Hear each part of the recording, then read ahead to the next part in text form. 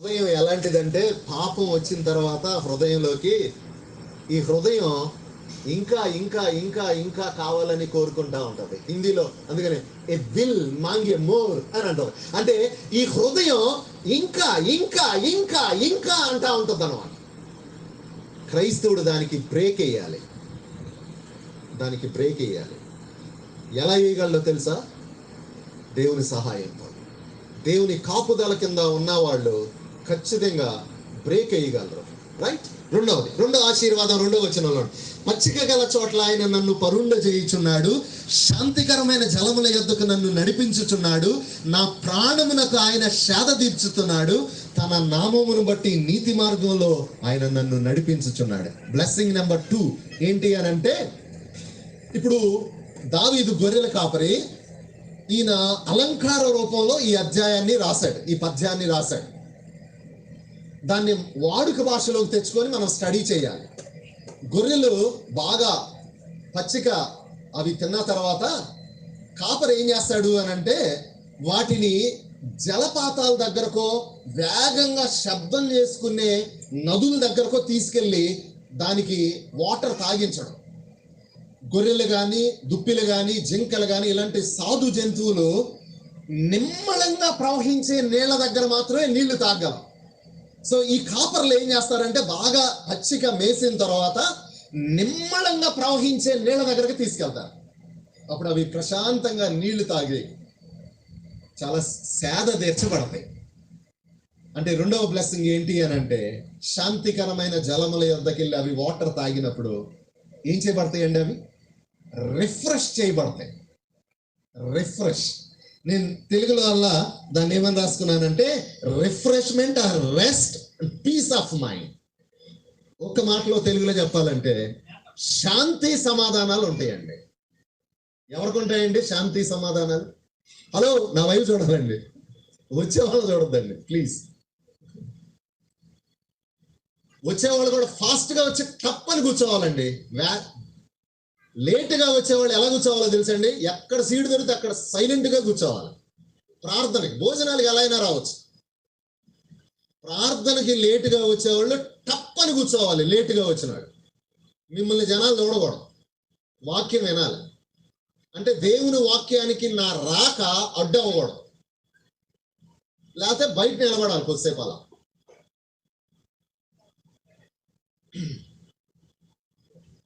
రెండవ ఆశీర్వాదం ఏంటి అని అంటే, ఎవరైతే యెహోవా కాపరత్వం కింద ఉంటారో వాళ్ళకి కలిగే 2వ ఆశీర్వాదం ఏంటో తెలుసా? వాళ్ళ జీవితంలో ఏముంటుందంటే శాంతి సమాధానాలండి. ఇవి కూడా చిన్న పదాలే కదండి, కానీ చాలా చాలా ఇన్ఫ్లుయెన్స్ చేస్తాయండి. కొన్ని కుటుంబాలను చూస్తే ఏముండదండి, వాళ్ళకి అన్నీ ఉంటాయి కానీ శాంతి ఉండదు, సమాధానం ఉండదు. అందుకని లోకంలో ఒక సామెత ఉంది, ఏంటో తెలుసా? అంగట్లో అన్నీ ఉన్నాయి, అల్లుడి నోట్లో శని ఉందంట. అంగట్లో అన్నీ ఉన్నాయి, అల్లుడి నోట్లో శని ఉంటుంది. సో దాన్ని మనం ఎలా తీసుకోవచ్చు అంటే, కొంతమందికి అన్నీ ఉంటాయి కానీ వాళ్ళకి శాంతి సమాధానం ఉండదు. ఫ్రెండ్స్, ఈ మధ్యాహ్న కాల సమయంలో నీ లైఫ్లో శాంతి సమాధానాలు ఉన్నాయా? శాంతి సమాధానాలకి ఆపోజిట్ ఏంటండి? శాంతి లేని చోట ఏముంటుందండి? అశాంతి, గందరగోళం ఉంటుంది. ఇప్పుడు మాలో ఒక్క వ్యక్తి గందరగోళమైన వ్యక్తి ఉన్నాడు అనుకోండి. ఇక్కడ ఎల్డర్స్ లో, ఉదాహరణకి అందరం ఎల్డర్స్ అనుకుందాం. ఎల్డర్స్ లో ఒక్క గందరగోళం అంటే శాంతి సమాధానం లేని వ్యక్తి ఉన్నాడు అనుకోండి, ఏమైందండి? అంతటితోనే ఆగిపోయింది అది. ఎల్డర్స్ అందరిలోకి వచ్చేసింది. కుటుంబంలో ఒక్క వ్యక్తి శాంతి సమాధానం లేదనుకోండి, కుటుంబం మొత్తానికి పాకిద్ది అది. ఫ్రెండ్స్, శాంతి సమాధానం, రిఫ్రెష్మెంట్, పీస్ ఆఫ్ మైండ్ ప్రతి మనిషికి చాలా చాలా అవసరం. రిఫ్రెష్ అవ్వాలి. ఎక్కడ అవ్వగలడు మనిషి రిఫ్రెష్? ఇప్పుడు చాలా మంది స్మార్ట్ ఫోన్స్ వాడుతూ ఉన్నారు, మొబైల్ ఇవన్నీ వాడుతూ ఉన్నారు కదా, కంప్యూటర్స్ వాడుతూ ఉన్నారు. కంప్యూటర్ కుర్రవాళ్ళకి తెలుస్తూ ఉంటారు. ఒక 10 నిమిషాలు వాడుతూ ఉన్నారు అనుకోండి, వెంటనే ఏం కొడతారండి? ఏం బటన్ ప్రెస్ చేస్తారు? రిఫ్రెష్ బటన్ కొడతా ఉంటారు. రిఫ్రెష్. యంత్రాలకే రిఫ్రెష్మెంట్ అవసరమైనప్పుడు మరి పెద్ద యంత్రం. మానవుని యొక్క శరీరం ఇట్స్ ఎ మెగా మెషిన్.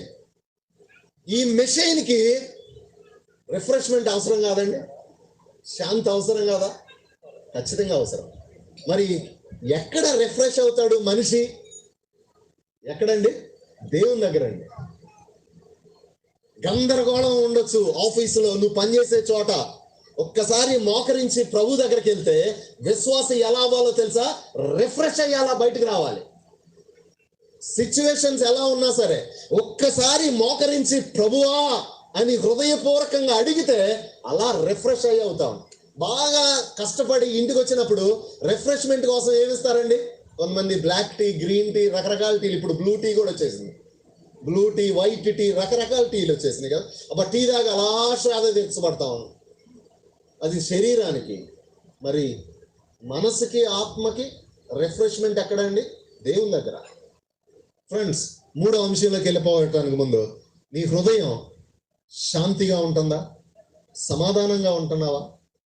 ఆలోచించాలి. సమాధానం లేకపోతే గందరగోళంగా ఉంటుంది. గందరగోళం. మూడవది చూడండి, 4వ వచనం. గాఢాంధకారపు లోయలో నేను సంచరించినను ఏ అపాయమునకు భయపడను. నీవు నాకు తోడయ్యుందువు, నీ దుడ్డు కర్రయు నీ దండమును నన్ను ఆదరించను. అంటే దావీదు ఏమంటా ఉన్నాడంటే, చాలా మంది నాలాంటి వాళ్ళు ఏం చెప్తా ఉంటారంటే, బయట నా వైపు చూడాలి. నాలాంటి వాళ్ళు ఏం చెప్తారంటే, దేవుడిని నమ్ముకోండి మీకేం కష్టాలు ఉన్నా. దేవుడు ఇప్పుడు పబ్లిక్ లో అంతే కదండి. దేవుడిని నమ్ముకోండి మీ పిల్లలకు పెళ్లిళ్ళు అయిపోతాయి. దేవుడిని నమ్ముకోండి మీ అప్పులు తీరిపోతాయి. దేవుడిని నమ్ముకోండి మీ జబ్బులు తీరిపోతాయి. బైబిల్లో ఎక్కడన్నా అలా రాయబడిందండి?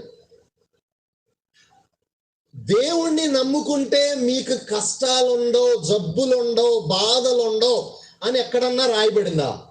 రాయబడలేదు. నాకు తెలిసి అయితే నా బైబిల్లో రాయబడలేదు. ఇక్కడ దావీదు ఏం చెప్తున్నాడంటే, యెహోవా కాపరత్వం కింద ఉన్న గాఢాంధకారపు లోయలు ఉంటాయి. అంటే శ్రమలు ఉంటాయి, బాధలు ఉంటాయి, నిందలు ఉంటాయి, కష్టాలు ఉంటాయి, అవమానాలు ఉంటాయి, దుఃఖం ఉంటుంది, ల్యాకింగ్ ఉంటుంది కొంతమందికి కొన్ని విషయాల్లో. అయితే దావీదు ఏమంటున్నాడు తెలుసా? ఇలాంటివి ఉన్న గాఢాంధకారపు అనుభవాలు ఉన్నా నేను భయపడను. ఎందుకో తెలుసా? నీ దుడ్డు కర్ర, నీ దండం నన్ను ఆదరిస్తుంది, నన్ను ప్రొటెక్ట్ చేస్తుంది. సో మూడో ఆశీర్వాదం ఏంటి అని అంటే ప్రొటెక్షన్ అండి, సెక్యూరిటీ. క్రైస్తవుడికి సెక్యూరిటీ దేంట్లో ఉంటుందో అని తెలుసండి? ఎల్ఐసి పాలసీల్లో కాదండి. ఒకవేళ ఎల్ఐసి పాలసీల్లో నీ సెక్యూరిటీ ఉంది అని అంటే నువ్వు క్రైస్తవుడవా కాదా అన్నది క్వశ్చన్ మార్క్. దాన్ని బట్టి నీకు ధైర్యం వస్తుంటే question mark about your faith. నీకున్న ప్రాపర్టీస్ని బట్టి నువ్వు ధైర్యంగా ఉంటే క్వశ్చన్ మార్క్. క్రైస్తవుని యొక్క ధైర్యం ఎక్కడుండాలి అని అంటే ప్రభువులో ఉండాలి. సో దావీదు అంటా ఉన్నాడు, గాఢాంధకారపు లోయల్లో నేను సంచరించిన దేనికి భయపడను. రెండు రకాల వ్యక్తులు మనం చూస్తూ ఉంటాం. అంటే సమస్యలు వచ్చినప్పుడు కొంతమంది ఎలా ఉంటారు, సమస్యలు లేనప్పుడు ఎలా ఉంటారు. నేనేమంటానంటే యెహోవా కాపరత్వం కింద ఉన్న వాళ్ళు సమస్యలు వచ్చినప్పుడు ఎలా ఉంటారు, యెహోవా కాపరత్వం కింద లేని వాళ్ళు సమస్యలు వచ్చినప్పుడు ఎలా ఉంటారు. ఈ రెండు రకపు ప్రజలు సమస్యలు లేనప్పుడు మంచిగానే ఉంటారు. నా మాటలు అర్థమవుతున్నాయి అనుకుంటున్నాను. యెహోవా కాపరత్వం కింద ఉన్న వాళ్ళు, యెహోవా కాపరత్వం కింద లేని వాళ్ళు సమస్యలు లేనప్పుడు మంచిగానే ఉంటారు. అయితే సమస్యలు వచ్చినప్పుడు వీళ్ళు డిఫరెంట్ గా బిహేవ్ చేస్తారు. ఎలా బిహేవ్ చేస్తారు? యెహోవా కాపరత్వం కింద లేని వాళ్ళు సమస్యలు వచ్చినప్పుడు ఏం చేస్తారో తెలుసా అండి? వాళ్ళకు వచ్చిన సమస్యలను బట్టి ఇతరుల్ని నిందిస్తూ ఉంటారండి. ఏదన్నా కష్టం వచ్చింది అనుకోండి, భార్య భర్త లేకపోతే ఫ్రెండ్స్ లేకపోతే ఇంకొకళ్ళు కష్టం వచ్చింది అనుకోండి, యెహోవా కాపరత్వం కింద లేని వాళ్ళు ఏం చేస్తారో తెలుసా? ఆ కష్టాన్ని బట్టి, ఆ బాధను బట్టి ఎదుటోళ్ళని నిందిస్తూ ఉంటారు. ఏమన్నా తెలుసా? నీ వల్లనే. అందుకని కుటుంబాల్లో ఇలాంటివి చూస్తూ ఉంటాం. కొడుకు మాట వినట్లేదు అనుకోండి, భర్త అంటాడు అనమాట భార్యని, ఏమని? నీ వల్లనే ఆడు మాట వినట్లేదు, నీ వల్లనే అది మాట వినట్లేదు, నీ వల్లనే. చర్చెస్ లో కూడా కొన్నిసార్లు గొడవలు వచ్చినప్పుడు ఇలాంటివి చూస్తాం కదా, పలానా ఆయన వల్ల ఇది చెడిపోయింది, పలానా ఆయన వల్ల ఆ ప్రోగ్రాం పాడైపోయింది, పలానా అంటే మనకి కలిగే బాధలు నష్టాలను బట్టి ఎదుటి వాళ్ళని నిందిస్తూ ఉంటాం. ఒక స్కాలర్ ఏమన్నాడంటే, కలిగే బాధలు నిందలను బట్టి ఎదుటి వాళ్ళని నిందించే వాళ్ళంట నీచమైన మనసు కలిగిన వాళ్ళు. రెండవ రకపు వాళ్ళు ఎలా ఉంటారో తెలుసా? వాళ్ళకి కలిగే బాధలు నిందలను బట్టి వాళ్ళు ఎదుటి వాళ్ళని నిందించే అంత ధైర్యం ఉండదు. కాబట్టి ఏం చేస్తారో తెలుసా అండి, వాళ్ళే నిందించుకుంటారు. అందుకనే కొన్ని కుటుంబాల్లో చూస్తూ ఉంటాం, ఏమన్నా తెలుసా, నా కర్మ నిన్ను చేసుకున్న కాడ నుంచి నా బతికెట్టు అయిపోయింది, నా కర్మ, నువ్వు పుట్టినప్పటి నుంచి నా బతికేలా అయిపోయింది, నా కర్మ. చాలా కుటుంబాల్లో ఇలాంటి క్రైస్తవ కుటుంబాల గురించే మాట్లాడుతున్నాను నేను. నా కర్మ ఏం చేస్తాను, నా కర్మ. రెండవ రకం. మూడవ రకం ఎలాంటి వాళ్ళు తెలుసా అండి, వీళ్ళు ఎదుటి వాళ్ళని నిందించలేరు, నా కర్మ అని అనుకోలేక మరణమే శరణం అని చచ్చిపోతూ ఉంటారు చాలా మంది. ఒకవేళ కొంతమందికి చచ్చిపోయే ధైర్యం లేకపోవచ్చు, కానీ చచ్చిపోతే బాగుండాను అనుకుంటా ఉంటారు. నేను క్రైస్తవుల గురించే మాట్లాడుతున్నానండి, క్రైస్తవ కుటుంబాల్లో జరిగే సన్నివేశాలే మాట్లాడుతున్నాను. చచ్చిపోవడానికి ధైర్యం లేకపోవచ్చు, కానీ చచ్చిపోతే బాగుండు అని అనుకునే వాళ్ళు చాలా మంది ఉంటారు సమస్యలను బట్టి. అయితే రెండవ బ్యాచ్ యెహోవా కాపురత్వం కింద ఉండి, ఆ కాపురత్వం కింద కొనసాగే వాళ్ళు ఏం చేస్తారో తెలుసా? సమస్యలు వచ్చినప్పుడు, బాధలు వచ్చినప్పుడు ఎదుటి వాళ్ళని నిందించరు, వాళ్ళు నిందించుకోరు, నా కర్మ అని అనుకోరు, చచ్చిపోతే బాగుండు అని అనుకోకుండా ఏం చేస్తారో తెలుసా అండి, ప్రభు పాదాల మీదకి వచ్చేస్తారండి, ప్రభు శరణుజొచ్చుతారు, ప్రభువుని ఆశ్రయిస్తారు. అప్పుడు ఏం జరిగిందో తెలుసా అండి, రెండు జరుగుతాయండి ప్రభువుని ఆశ్రయించినప్పుడు. ఒకటి, సమస్య నుండి అయినా తప్పిస్తాడు ఆయన. జాగ్రత్తగా వినాలి.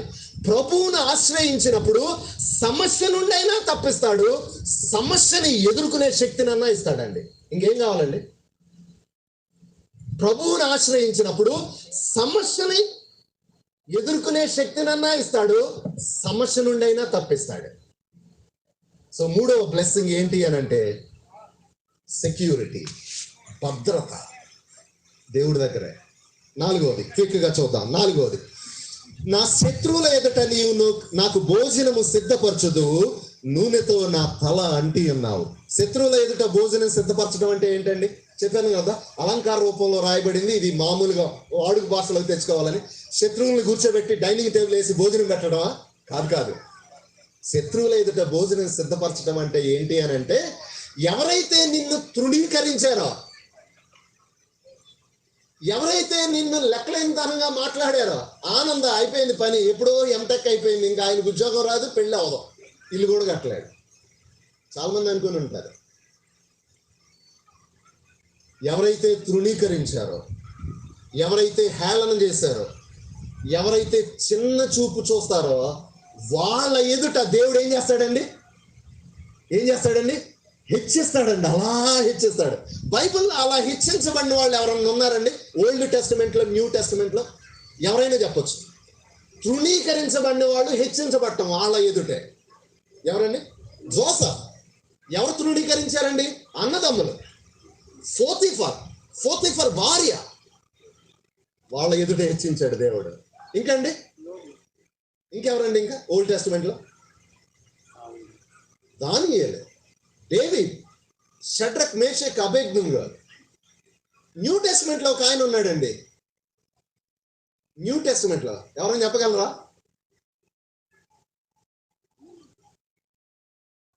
ఏంటండి సైలెంట్ అయిపోయారు? యేసు ప్రభువారండి స్వయాన ఎవరు తృణీకరించారండి? ఇంట్లో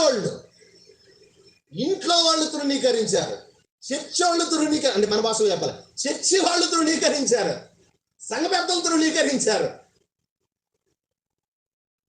ఊరోళ్ళు తృణీకరించారు, కులస్తులు తృణీకరించారు, దేశం వాళ్ళు తృణీకరించారు.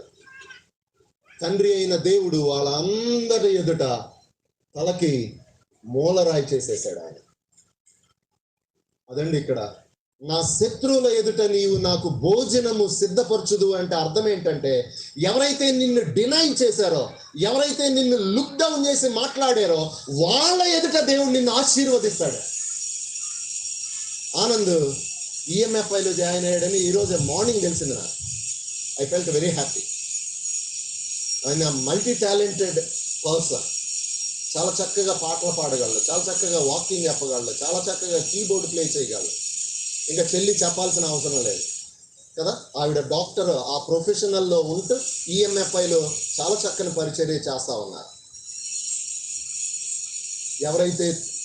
ఎవరైతే లుక్ డౌన్ చేసి మాట్లాడతారో వాళ్ళ ఎదుట దేవుడు ఆశీర్వదించగలడు. చివరి బ్లెస్సింగ్, చివరిది ఏమన్నాడు తెలుసా? నా గిన్నె నిండి పొర్లుచున్నది. ఆ తర్వాత నూనెతో నా తల అంటి అని ఉంది కదా. నూనెతో నా తల అంటి ఉన్నావు అని అంటే అర్థం ఏంటి అని అంటే, ఈస్టర్న్ కల్చర్లో ఎవరైనా గెస్ట్ ఎవరైనా ఇంటికి వస్తే ఆ హోస్ట్, ఆతిథ్యం ఇచ్చే వ్యక్తి ఏం చేస్తాడంటే కొంచెం ఆలివ్ ఆయిల్ తీసుకొని తల మీద ఎలా అంటుతాడు. రెండు రకాల అర్థం ఉంది. ఒక రకం అర్థం అందరికీ తెలుసు, మరొక రకం అర్థం ఏంటంటే, ఎవరైతే హోస్ట్ గెస్ట్ తల మీద ఆయిల్ వేసి అప్లై చేశాడో దాని అర్థం ఏంటి అని అంటే, ఈ రోజు నుంచి నువ్వు మా ఇంట్లో ఎన్ని రోజులైతే ఉంటావో అన్ని రోజులు నీ యోగక్షేమాలు, నీ అవసరతలన్నీ నేను చూసుకుంటా. I take care of all your needs as long as you are here. ఇప్పుడు దేవుడు అటువంటి అష్యూరెన్స్ ఇచ్చాడు అనుకో, నీకేం కావాలో నేను అది చూసుకుంటానని. ఎలా ఉంటుందండి? ఎలా ఉంటుంది ఒకసారి ఆలోచించండి. మనం ఏదన్నా అడిగామనుకోండి అవసరం అయ్యి, అది నేను చేయలేనని అంటాడా? అనలేడు. ఎందుకని? You can do anything. అటువంటి అష్యూరెన్స్ ఇస్తున్నాడు దేవుడే. ఏమన్నాడు తెలుసా? దావీదు ఏమన్నాడు తెలుసా? అయ్యా, నూనెతో నా తలంటి ఉన్నావయ్యా నువ్వు. అంటే నా యోగక్షేమాలన్నీ చూసుకుంటానని మాటిచ్చావు నువ్వు. నేను దేనికి భయపడలే. ఎప్పుడు ఏది అవసరమో దేవుడికి తెలుసు. ఇల్లు అవసరం 2024లో వీళ్ళిద్దరికి ఇచ్చేశాడు. వాళ్ళ డాడీ అంతకుముందు ఎన్ని సంవత్సరాల ముందు తొందర పెట్టినా 2024లో అవసరం వాళ్ళకి, అప్పుడే ఇచ్చాడు. ఎవరికి ఎప్పుడు ఏది అవసరమో ఆ దేవునికి తెలుసు. దేవుడు కానీ నీకు అష్యూరెన్స్ ఇస్తే ఆయన సమయంలో ఆయన ఇచ్చేయన్నీ చాలా బ్యూటిఫుల్గా ఉంటాయి. చివరి బ్లెస్సింగ్ ఏంటండి? ఒకసారి ఈ 4 బ్లెస్సింగ్ చెప్పండి. మొదటిది ఏంటండి? మొదటిది ఏముంటుందండి? సాటిస్ఫాక్షన్, తృప్తి ఉంటుంది. రెండవది ఏముంటుందండి? శాంతి సమాధానాలు, పీస్ ఆఫ్ మైండ్ ఉంటుంది. మూడవది ఏంటండి? భద్రత ఉంటుంది. భద్రత కదండి. నాలుగవది ఏం చెప్పానండి? హానరింగ్ బిఫోర్ ఎనిమీస్, గౌరవం. చాలాసార్లు మనుషులు వాళ్ళు తెచ్చిపెట్టుకుంటా ఉంటారు గౌరవం. అసలు కొంతమంది ఉంటారు, అంటే ఇక్కడ ఉన్న వాళ్ళ సంగతి నాకు తెలియలే కానీ కొన్నిసార్లు నేను చూస్తూ ఉంటాను, ఎవరినైనా సరే ఇక్కడికి పిలవలేదనుకోండి, ఇటువంటి మీటింగ్లు జరుగుతున్నప్పుడు పెద్ద రచ్చలు చేసేస్తారు తెలుసా. నన్ను పిలవలేదా? అందరిని పిలిచిన నన్ను. అసలు నేను మ్యాక్సిమం ఇక్కడ కూర్చోడానికి ప్రయత్నం చేయనండి, అక్కడే కూర్చుంటా. ఎందుకో తెలుసా? ప్రశాంతంగా ఉంటుంది అక్కడ ఉంటే. ఇక్కడ ఉంటే అందరూ చూస్తూ ఉంటారు, ప్రశాంతంగా కూర్చోవచ్చు అక్కడ. మనం తెచ్చిపెట్టుకుంటే వచ్చే గౌరవం కొద్దిసేపే ఉంటుంది. దేవుడిచ్చే గౌరవం ఉందనుకోండి, ఏజ్తో సంబంధం లేదు, చిన్నోడైనా గౌరవం ఉంటుంది. అటువంటి గౌరవాన్ని ఇస్తాడు. శత్రువుల ఎదుట నీకు భోజనాన్ని సిద్ధపరుస్తానంటే అర్థం ఏంటంటే, ఎవరైతే నిన్ను తృణీకరిస్తున్నారో, ఎవరైతే నిన్ను హేళన చేసి మాట్లాడాడో వాళ్ళ ముందు నిన్ను హెచ్చిస్తా, వాళ్ళ ముందు నీకు గౌరవాన్ని ఇస్తాను. సో కాబట్టి నాలాంటి వాళ్ళు ఎవరైనా ఇక్కడికి పిలిచినా పిలవకపోయినా హ్యాపీగా కూర్చోవచ్చు. హ్యాపీ. నేనైతే అధ్యక్షుడికి ఒక్కడికే చేయరేస్తా. పాప ఆనంద్ చాలా చేయలేసాడు. అంటే కాంపిటీషన్ ఉండదు అనమాట. కాంపిటీషన్ నన్ను పిలిచాడు. సో వాకింగ్ చెప్పి ఆయన నిలబడి చెప్పేసి మళ్ళీ అక్కడ కూర్చుంటాడు. అధ్యక్షుడు మాత్రం నడిపిస్తా ఉన్నాడు. అంటే ఇదేం తప్పని అనట్లేదు నేను, బట్ దీనికోసం పోటీ ఉండకూడదు. గౌరవాన్ని మనం కోరుకోకూడదు. నా పాయింట్ అది. గౌరవాన్ని మనం కోరుకోకూడదు, దేవుడు ఇవ్వాలి ఆ గౌరవాన్ని. చివరిది ఏంటో తెలుసా? నా గిన్నె నిండి. 5వ ఆశీర్వాదం ఏంటి అని అంటే, పొంగి పొర్లే ఆశీర్వాదాలండి. అంటే దేవుడిచ్చే ఆశీర్వాదాలు ఎలా ఉంటాయో తెలుసండి, వద్దంటే వచ్చేస్తా ఉంటాయండి. దావీదు లైఫ్ లో నుంచే చూద్దాం. దావీదు పని ఏంటండి, అడవిలో చిన్న గిటార్ కొట్టుకుంటా కూర్చునేవాడు. ఏం జరిగిందండి, అడవిలోకి ప్యాలెస్ నుంచి ఓ వ్యక్తి వచ్చాడు. వచ్చి ఏమని అడిగాడు తెలుసా, అరే దావీదు, ప్యాలెస్ లో మంచి జాబ్ వచ్చిందిరా నీకు, ప్యాలెస్, రాజుగారి ప్యాలెస్ లో మంచి జాబ్. ఏంటది, రాజుగారి దగ్గర గిటార్ కొట్టాలి. ప్యాలెస్ లో జాబ్ వెతుక్కుంటా వచ్చింది. రెండవది, అంతటితో ఆగిందండి ఆశీర్వాదం. అంటే కుంగిపొర్ల ఆశీర్వాదాలు ఎలా ఉంటాయో చూడండి. అంతటితో ఆగిందా? ఆ తర్వాత ఎవరు వచ్చారండి, దావీదు దగ్గరికి ఎవరు వచ్చారండి, రాజుగారు వచ్చాడు. ఎందుకో తెలుసా, ఎందుకు వచ్చాడో తెలుసా, మా అమ్మాయిని చేసుకోరా దావీదు, మా అమ్మాయిని చేసుకో. రాజుగారు. అంతటితో ఆగలేదండి ఆశీర్వాదం. అంటే దేవుడిచ్చే ఆశీర్వాదాలు అలా ఉంటాయి. ఆ తర్వాత ఏం జరిగిందండి, ఎవరు వచ్చారు, ప్రజలందరూ వచ్చేసారు. దేనికి వచ్చారండి, బాబు నువ్వు రాజుగారి కూతుర్ని చేసుకోవటమే కాదు, నువ్వేం చేయాలో తెలుసా, మా అందరి మీద రాజుగా ఉండు. అందుకని అక్కడ కింద ఏమని రాయబడింది, అది నా గిన్నె నిండి పొల్లుచున్నది, నేను బ్రతుకు దినాలన్నీ ఏం జరుగుతున్నాయి అంటండి, కృపాక్షేమాలు నా వెంట వస్తా ఉన్నాయి. ఆ వెనకాల పడట్లా దావీదు. చాలాసార్లు మనం ఏం చేస్తామో తెలుసండి, కృపాక్షేమాలు వెనకాల మనం పడతాం. కృపాక్షేమాలు అన్న చోట ఇంగ్లీష్లో ఏముంటుందంటే కవనెంట్ బ్లెస్సింగ్స్ అండ్ గుడ్నెస్ అని ఉంటుంది. అంటే దేవుడిచ్చే వాగ్దానంతో కూడిన ఆశీర్వాదాలు, దేవుడిచ్చే మంచి ఈవులు, అవి ఏం చేస్తాయంట, వెనకాల వస్తూ ఉంటాయండి. కానీ చాలాసార్లు మనం ఏం చేస్తామండి, వాటి వెనకాల పడతా ఉంటాం. బిబిలికల్ ప్రిన్సిపల్ ఏంటండి, బిబిలికల్ ప్రిన్సిపల్ ఏంటి, మొదట నా రాజ్యాన్ని నా నీతిని వెతుకు, అప్పుడు నీకేం కావాలో అవన్నీ నీ వెనకాల వస్తాయి. కానీ మనం ఏం చేస్తూ ఉంటాం, చాలాసార్లు వాటి వెనకాల మనం పడతాం. మనం ఎవరు వెనకాల పడాలండి, దేవుడు వెనకాల పడాలి. దేవుడు వెనకాల మనం పడతా ఉంటే మన వెనకాల మనకి ఏం కావాలో అవి ఫాలో అయిపోతాయి. That is biblical principle. దావీదుకి ఇది బాగా తెలుసు. అందుకనే దావీదు ఇక చివరిగా తన కన్క్లూజన్ చెప్తున్నాడు చూడండి, బ్యూటిఫుల్ గా ఉంటది. ఈ 5 ఆశీర్వాదాలు నాకు ఇస్తున్నావు కాబట్టి this is my decision and this is my confidence అని అంటా ఉన్నాడు. ఏం చెప్తున్నాడు చూడండి ఒకసారి చివరి వచనంలో, దిస్ ఈజ్ మై డెసిషన్. ఏంటంటే ఆయన డెసిషన్, యెహోవా సన్నిధిలో నేను చిరకాలం ఉంటానండి. కాన్ఫిడెన్స్, డిజైర్ అని కూడా అనుకోవచ్చు దాన్ని. డిజైర్ ఏంటంట, దేవుని సన్నిధిలో నేను ఉండాలి, డిజైర్. కాన్ఫిడెన్స్ ఏంటో తెలుసా, నేను దేవుడి సన్నిధిలో ఉంటాను. ఎక్కడ ఉంటుంది దేవుడి సన్నిధి, ఇప్పుడు అర్థమయ్యే రీతిలో చెప్పాలంటే పరలోక రాజ్యం అనుకుందాం. అంటే ఆయనకున్న కాన్ఫిడెన్స్ ఏంటండి, నేను ఖచ్చితంగా పరలోకానికి ఉంటాను. ఫ్రెండ్స్, నేను ముగించబోతున్నాను. ఇక్కడ కూర్చున్న ఈ 150 మందో 200 మందో భోజనానికి రాబోయే 700 మంది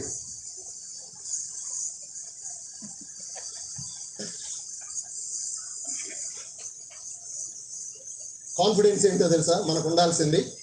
ఒకవేళ ప్రభు ఆనంద్ గృహప్రవేశం రోజు ఈ రోజు ఇచ్చేస్తే రాడు అని చెప్పగలిగిన మగాడు ఇక్కడ ప్రపంచంలో ఎవరు లేడు. ఇప్పుడు రాడు అని చెప్పడానికి ఎవడు సాహసించుకోవడం. ఎప్పుడైనా రావచ్చు, దొంగ వలే వస్తాడన్నాడు, ఎప్పుడైనా రావచ్చు. రావటానికి కొన్ని ముందు సైన్స్ జరిగిపోయినాయి ఆల్మోస్ట్. ఒకవేళ ప్రభు ఈ మధ్యాహ్న కాల సమయంలో ఇక్కడ ప్రత్యక్షం అయితే, కెన్ యూ సే కాన్ఫిడెంట్లీ, నేను ప్రభుతో ఉండగలను, నేను ప్రభుతో ఎత్తగలను, ఎత్తపడగలను, ప్రభువుని కలుసుకోగలను. నువ్వు చర్చికి వచ్చినంత మాత్రాన, లేకపోతే వాక్యం చెప్పినంత మాత్రాన, లేకపోతే సంఘంలో పెద్ద అయినంత మాత్రాన ప్రభువుతో వెళ్ళలేరు ఎవరో. ప్రభువుతో వెళ్ళటానికి కండిషన్ నెంబర్ 1, ఆయన్ని రక్షకుడిగా అంగీకరించి ఉండాలి. నెంబర్ 2, ఆయన అడుగు జాడల్లో నడుచుకోవాలి. ఈ మధ్యాహ్న కాల సమయంలో గుండె మీద చెయ్యేసుకొని ధైర్యంగా చెప్పగలవా, ప్రభువు వస్తే నేను ఆయనతో ఎత్తబడగలను, ప్రభువు వస్తే ఆయనతో నేను పరలోకానికి వెళ్ళగలను అని చెప్పగలవా? ఒకవేళ చెప్పలేకపోతే చాలా డేంజర్ కండిషన్లో ఉన్నట్లే.